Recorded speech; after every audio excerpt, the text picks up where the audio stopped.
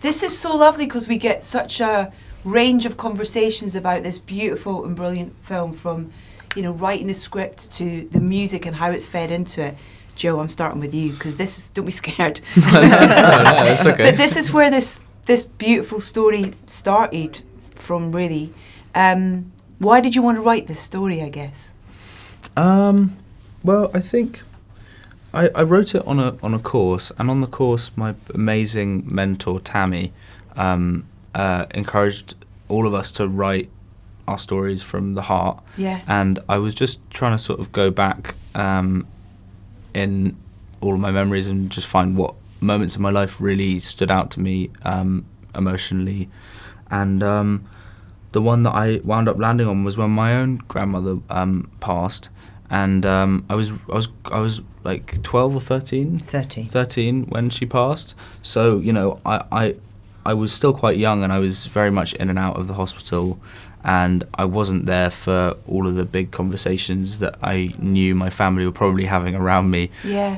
And I wasn't a part of all of those things, so the story is totally fictional, but it was kind of like the emotional backdrop for the whole thing was just like, I remembered very vividly being in the room with her and all of my family, and realising that all of us had come from this one woman, and in that moment, you know, sending her off in the best way that we could was really the only thing that mattered above everything. You know, everyone's indifferences or everyone's, you know, ego or, you know, whatever. Yeah. It was, so that's sort of where it came from, I guess, yeah. What was your response when you read this, first of all? I mean, did you know he was writing it? I knew he was writing a script. Yeah. And he had... Actually, I knew that he had talked about it with Mia, my daughter, Joe's sister. I knew that they'd had some conversations, and I was a bit like, well, why isn't he, you know, I want to, let's do a scene. Because that happens a lot in our house. Do the scene, do that funny scene. No, not that one, do the other one. No, you can't play that part, that's my part. That happens, I'm afraid, a lot. And so when he came to me at the end of the course, and he was like, oh, you know, I've written this thing, and it's probably rubbish, but you can read it if you want. Actually, can you read it? And if you think it's rubbish, just don't tell me if you think. So it was very much like that. Yeah. And because Joe had been that COVID generation, along with Ben's son, actually, who missed their GCSEs. Actually, Ben's son and Joe were in the same class. Wow. Actually, in the same year, since they were 8 years old. Yeah. And that generation, their freedoms were really taken away. And so Joe, even having the courage, honestly, because self-esteem took a battering for that generation too, having the courage to write a short film and apply for that course was something we were so proud of. So I was so overwhelmed that he had even taken that jump and had the strength to do it. And so it didn't surprise me that Joe had shown an interest in screenwriting, because he's always been a really passionate writer and a very good one too. Yeah.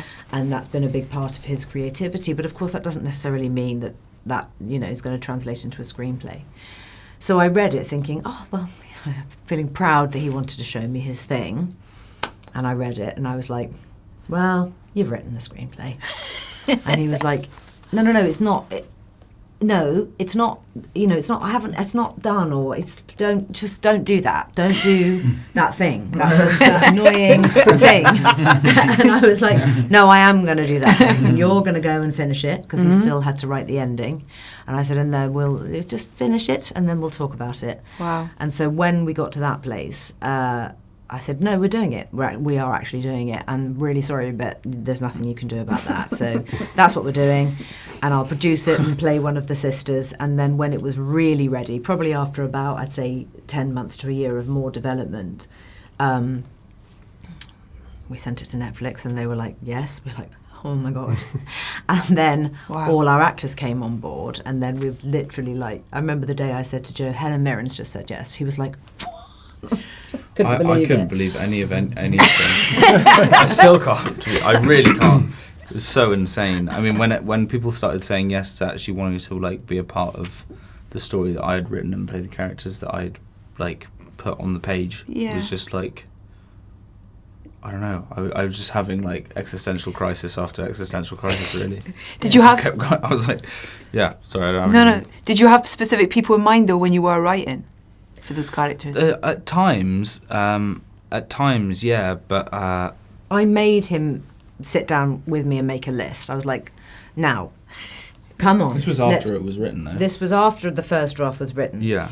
And I said, okay, now you got to picture the people who might actually play these parts. And when we're sort of writing Helen Mirren, Tim Spall, Tony Collette, Joe's literally like, none of them are going to say yes. What are you doing? It's like, that's not even a thing. I was losing my mind even writing the names down. Yeah, he is. He's like, oh, come on, Mum, this is just ridiculous. Like, this is not, they're not going to say yes. Yeah. And then they all said yes. Well, of course, because the detail and the way that you've observed relationships and grief and family dynamics and the detail in that is extraordinary, Joe, in terms of there's so much in there, I think, that audiences are going to be able to relate to, and within different characters. It's not like there's one character you go, oh, yeah, that's me, or it's all these different moments across so many of these characters and these relationships that your creativity and your observance of people is quite brilliant in the way you've written the script. It really, really, really is. So, that's why they've said yes for sure. Thank you so much for saying thank you. It really, really is. How was that kind of collaboration, in terms of working on it together, in development in that way, in terms of... It was really fun. I mean... It was really, really fun. That's right. It was really fun. And we, as I said, Joe would sometimes come running down the stairs and go, oh, my God, do you think it's okay if I have Bernie steal a wheelchair? And I'm like, put it in! That was in there. That was always in there. I don't know if it was in your first ever... I don't think it was in the first ever draft, was it? Yeah. Was it? It was, yeah. But the Guinness and pork scratchings wasn't. No, that was later. But that was actually actually Tim said that. Yeah. Tim was like, because there was a line there that was actually quite like he was trying to apologise for something, and Tim was like, I don't think Bernie would like apologise now for anything. Isn't that he was lovely? Like, I think he'd say something that was like totally meaningless, and I was like, okay. And then I took a day to like try and come up with something, and then Guinness and scratchings, and he was like, I remember like I told him the line, and he was like. Isn't that lovely? That's exactly the pathos I'm talking about. Isn't that amazing though, in terms of your cast are so embedded and invested in the characters that there's that kind of collaboration, there's that freedom for them to kind of communicate to you of things that they don't think are right or that fit, and then give you that you go away, you write something else. It's that lovely two-way thing that I think perhaps it's amazing. Maybe it might have been like helpful over the years. Like, Joe has said himself, even though he'd never tried to write a screenplay, he has grown up. Yeah. I mean, he's been testing me on my lines since he could read. I'm like, somebody please, I've got a 5-pager on Monday, I'm dying. And so understanding... Well, I'm the only one in the family who isn't dyslexic, so I can actually read the lines back to you. Yeah, Ned's like, I'll do it. I'm like, please, do you mind actually?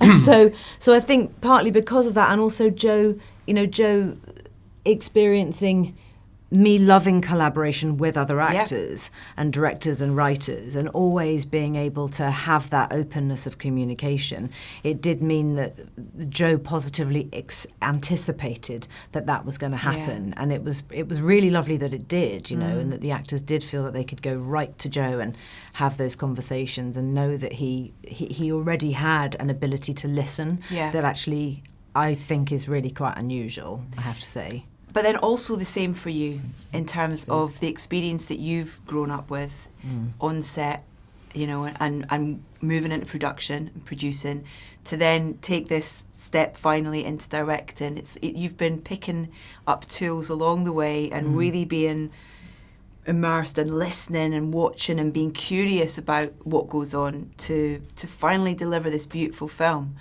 How was it? I never wanted it to finish. I'd say to James, because James. I know. Sorry, James. We will get to that. Because the scoring is something that was happening for Ben whilst I was shooting, but some of the temp score very much comes from James as music supervisor making those suggestions, so we have placeholder things, so we understand what the emotion needs to be, and also sometimes the timing of a cue. You know, when are you going to start that music playing, and when are you going to fade out? And sometimes you do need to play around. And so James and I were very much a part of the kind of second and third stage of putting the film together, so part of the edit, but for sure, like, all the scoring and everything that comes beyond that. And I would regularly say, you know, don't want it to finish. I honestly loved it so much. And I think the thing I love more than anything was being with all those wonderful people. And being able to, you know, to say I hand-picked, it sounds a bit kind of, I don't know, arrogant or something, but it mattered to me not only to have a 50-50 male-female crew, but to have people who were really kind. Because you simply cannot create a safe working environment. And by safe, I mean, like, not just it was a safe space, it wasn't a kind of a wing and a prayer. We actually all had to work together to make sure that everyone could do their jobs, but empathetically know when to step away if the actors had a difficult scene, when to lock off the cameras, and when they'd be able to just exit the space and leave them totally alone to just roll over again and again and again. And that was the thing that I loved the most of all, I think, was just all being together as a team like that. It's really special when that happens, and when you don't have a single bad egg in the box. Yeah. We were very lucky. That's something that I've never really heard anyone talk about before, that idea that you kind of almost like the crew get everything set and then they leave, so that there's it's almost a workshop. It's almost a kind of, you know, it's I don't know, it's what was why did that help, and why was that the right, not for all of it obviously, but for certain scenes, you can see why it would be for particularly those incredibly emotional moments. Well, I mean, in going into it, I do remember thinking, cough, you need to cough, poor Joe.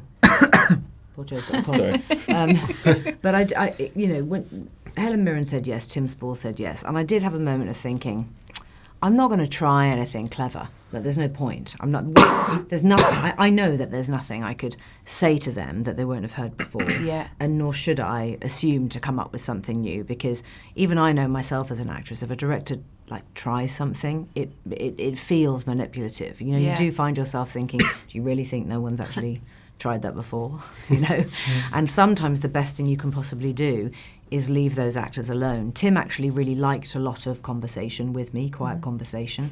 Helen, the opposite, which I knew was going to be the case. I knew she just would want to be supported to get on with it. Yeah. But what I did know that I could offer, because I had such brilliant crew of lovely, lovely people, I did feel confident that I could offer them a slightly altered working environment that would maybe just make them feel differently in those moments. And I have dreamt of acting myself in front of a camera with no one operating it, and I've never had it. Really? And so I thought, well, we got to do it.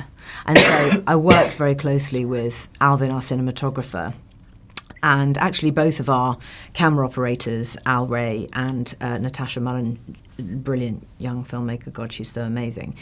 But we worked really closely in going through the script and earmarking scenes. And there weren't as many as I would have liked, but a good handful. Yeah. Earmarking scenes where it would be possible to do that, provided that we didn't have a lighting change, provided that it was just in one room and no one was having to, you know, walk to the sink and come back again. And where we had decided to do it, we were able to. And Helen did say to me, I've never had that. Wow. She said, I think maybe I had that once when I made everyone leave the room doing a love scene when I was in my 30s or something like that. But this was a case of not sort of making anyone leave. It was a case of us all saying, this could be one of our locked off ones, couldn't it? And everyone going, I think so, let's do it. And always starting with, did the actors want to get up and sit down again? Were they going to be completely static? Always being led by the choices they wanted to make. And it was fantastic to be able to give them that opportunity of something different. Did you write any music into the score at all? Go on, Joe, it's fine.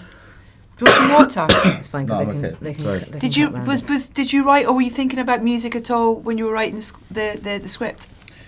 I mean, I think there was a couple of songs that were written into the script from the beginning. I mean, Georgia of course, is like a song in it that actually became a theme then later on in the soundtrack as well. Yeah. And, you know, it was kind of amazing having that be something that became such a prominent part of the score and of the movie and of the story. And also, like, you know, when when I started to hear Ben's music, it's crazy the collaborative journey when you start to just get inspired by every single different department, you know. And the second I started hearing the music, it almost like made me feel different things I didn't know were in the story. Wow. And made me realize new stuff as well about some of the characters. And I also listened to a lot of music while I was writing the script. I just think music's really inspiring. Yeah. I think you can come up with a lot whilst listening to stuff. And also that song at the beginning, which was a nightmare to the song at the beginning, what am I going to do this Christmas, by what's his name? Frankie Lane. Frankie Lane, yeah. By Frankie Lane. That song, I literally found it. I was looking for old Christmas songs, trying to see if there was one that related, like the lyrics related to the story, and I literally was just like going through like old Christmas songs on YouTube, and I stumbled across this Frankie Lane song called "What Am I Going to Do This Christmas," and it was just like weirdly perfect, and I'd never heard it before. It's like Neither had anyone else. Yeah. It was like the most obscure Christmas song ever, but also so beautiful, and it was amazing that I actually wrote that into the script and imagined it, you know, being at the beginning of the story, and then it actually, you know, was on screen. It was like, you know, so cool. Yeah. So James working as music supervisor on it, and Ben, am I right in thinking you were Joe's music teacher? Yeah, that's right, yeah. I love this whole film is about family. It's like family in front of the screen and behind the screen. It's so amazing. Talk to me first of all about the conversations that you had about coming on to work on the film, and also your reaction to reading Joe's script. Well, the reaction to reading Joe's script was the cue that happens when in the Dunes montage. I mean, that was my reaction. Just you know, before a single scene had been shot, and you sent me that script over. And we'd had an initial conversation about, like, so I was doing a composition course, and I'd sent you guys my reel and like some little ideas and things, and wow, that was that conversation where you looked at me in the eye and said, "Can you do this?" And I said, "Yes, I can." I will never forget that conversation. It was quite good though, because we were all a bit terrified together, you know. And actually, when you're making something that has a modest budget, you know, you that is really important. And there was just no way that Joe could be a first-time writer, I could be a first-time director, and we weren't going to offer that opportunity to others. And that started with Ben. And that story you tell, Joe, about Timothy Spall and the Guinness, and coming up with that moment, and, you know, having thinking this wasn't the right way, and then talking about it. That was our kind of experience for the whole thing. You know, you make something, you offer it in trust, and you know that the person's going to feed back to you, and it might not work, and that's fine, you know. And then you change it, and then you try something else, and you keep on going. And working with James was like that as well. You know, just toing and froing, having ideas, you know. And how was that collaboration then? Because in terms of, like, you know, you're throwing songs, or you're throwing things that are in the script, but then also you've got to come up with some ideas, and then also sort of facilitating all those things that are kind of presented to you. Yeah, and it's bringing together all those different elements. So there's Georgia, which was an on-camera musical number, and then there was, you know, the music that Joe had written into the script, some of which were more difficult to clear than others. Naming no names. I was like, you've got expensive taste. And then, you know, working with Ben and working on how the temp score then steered the edit, that then helped with Ben's composition. And then even deciding the lineup of instruments was quite a big decision for us. And I think the minimalistic piano and strings works so well with the kind of ensemble nature of the whole film. So it was just bringing all that together. We all really became really obsessed with the solo piano. We did, we became so obsessed, and poor Ben was just like, "But what is that? Yeah. Can I have a harp? There are other instruments. Can I have a couple of other things?" Yeah. There was that bad day where I suggested a trumpet, but it was like... it's not like... But it's amazing, isn't it, how the choice of instrumentation lends itself to the emotion of a film, the performances, or it doesn't as well. You Mm. know, it kind of tells you, doesn't it, the music, in a way, immediately. Yeah, it does. And actually in the edit as well, the other thing that was so much fun, honestly, and this was something I learned, is that at a certain point, the story has revealed itself to you so much that then it starts to push you away. So there were moments when I would think to myself, oh, God, I've got to get another 3 minutes out of this scene. How am I going to do it? And I would try it one way and it would just go, and then I would slide something else back in. Actually, yes, no, okay, so against all odds, just keep that piece, move that one out, removing entire scenes and seeing how that felt. And that, of course, also really impacts on the music. And every single music cue, my God, it was like, I realised that I became a little bit obsessed. That's the right way. But I did become a bit obsessive only because when... You just knew when it was right, didn't you? Well, if it starts, I didn't always know when it was right, but when if the music starts a couple of seconds too early or too late, actually what can happen is that you are then pushing the audience to an emotional place when they just might not be ready. And in fact, with all of our music cues, I liked to think of them as emotional offerings almost to the audience. And if they were ready to go on that journey with that character or in that particular moment, then great. But to force and trick an audience, I hate full sentiment. And actually music, if it's cued up in the wrong place, you can slide into that full sentimentality that I did everything to try and avoid, because that wasn't ever in the script. And we all actually had to really be collaborative about that stuff. Joe was away working in Atlanta through a large part of the edit, and I would only, like, if I was showing him something where I had cut maybe even a whole scene, I'd think, oh my God, how am I going to tell Joe that I cut that really amazing scene in which the actors were brilliant. And so I'd make sure that like I had a good solid piece of temp, sometimes a temp version of our master that Ben had literally played into his piano at home and recorded into his iPhone. And I'd be like, just send it to me because I'm going to FaceTime Joe when he's awake in 4 hours. Okay, let's do that. And then, because I always had to try and present the gentlest version of sometimes, quite, not brutal edits, but, tricky decisions. You've got to make hard choices as a director in that situation, haven't you? As I learnt, and it was, we all kind of had to really work quite closely together in that, Where did Gregory Porter come into it, and where was that when did that conversation start and happen? So, when in the year, it was 2022, and you had just written the first pass. And when I sat down with Joe and said, okay, come on, let's make our list, our wish list. And as we're making this list, and Joe's kind of going, oh, you're insane. He then, in that moment, he says to me, oh my God, imagine if we got like Gregory Porter. I mean, it's just a stupid idea. Forget I said it, Mum. That's a completely stupid idea. And we did forget that idea. We did forget. And Joe had just seen Gregory perform at Love Supreme. And that was why it was very present in his mind. And then we just started playing Greg's music over and over a lot. And so Joe had mentioned this thing of what we should ask Greg. Completely forgot about it. And then, I mean, I feel like it's also just happened. It's really weird because we only just delivered the film on the 14th of October. But it must have been sometime in late August, I think. And I suddenly thought, fuck it, I'm just gonna write a letter to Gregory Porter. And so I phoned James and I said, what do you think? Do you have his email? I mean, we had none of any of that. He said, is this a crazy idea? I said, well, let's try it. Actually, what you said is, oh my God, I've just got goosebumps. Yes. And I thought, okay, I'm just gonna.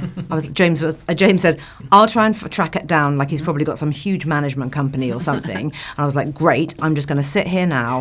And I wrote a very long, probably too long, massively impassioned, probably too impassioned email, just telling him about the story, how Joe had written it, and how meaningful his music has been to us as a family, but also to me as an actress. I've used it, just when preparing for a role and things like that. Wrote this email. James comes back to me and he's like, you're not going to believe this. He's just got a manager and that guy only represents about 4 people. This is easy. Here's the email. I'm like, oh my God. So I sent it to James and I was just send it. And within 24 hours, And straight away. we got a note saying, when can I see the film? I'd love... Oh my God. Yeah. We... Yeah, it was crazy. And when I amazing. messaged I didn't know Joe... what to do at all. I was like so... Joe woke up to screenshots of messages from James Yeah. saying, oh my God, Greg wants to see the movie. And Joe's going, phones me and he's like, wait, what? Wait, what? Wait, what? And then fast forward a few weeks, and he just appeared at Abbey Road when these guys were. Yeah, we were recording the score with the whole string orchestra and everything, and then Gregory turns up and he's like, Just came and hung out. He was like, hung hey, out. I'm in London. Shall I come and see you guys? I'm like, sure. And so then I'm turning round to the whole room where we're scoring, and Ben is like, how is this even real? And then Greg walks into the room, and we were all a bit like, he's in the room. It was like Superman had just landed, honestly, and wrapped his huge cape around all of us. And it was amazing. And the fact that we were even at Abbey Road was bonkers. But we had just so squirreled away a piece of the budget because we actually just wanted Ben to have Incredible. that It's amazing. experience. But that moment, Gregory Porter came along, and I remember him looking at me in the eyes and saying, "I've just got to learn your language, Ben." But that's amazing, the fact listening that to he the was story. interested in Yeah. what he wanted to Yeah. create to fit in with that, as well as being inspired by the film. That's amazing. Yeah, he totally took the sound world on and Yeah. and sort of. Yeah, I mean that's Yeah, he really the song. did. The song doesn't sound like it's separate. It's No, Yeah, I not at know. all. Yeah, he was So, very. Yeah, he yeah. was like super collaborative and really into the whole. And we weren't project, there I in mean- the room when he actually recorded the song. And we were all a bit of a mess. In fact, Joe and I were such a mess that he stopped relying on us for constructive criticism because we were just crying, and he was like, you're the no bullshit dude." Yeah. I guess he'd kind of given up on Joe and I. We're just like, it's just really good. Can you do it again? It's ridiculous. What a beautiful full circle. Yeah. That's Really lucky. amazing. Yeah. Well, listen, I hope this is the first of many. Now we've got the firsts out the way. Oh, yeah. It's like what's the second? Huge congratulations. It's really special.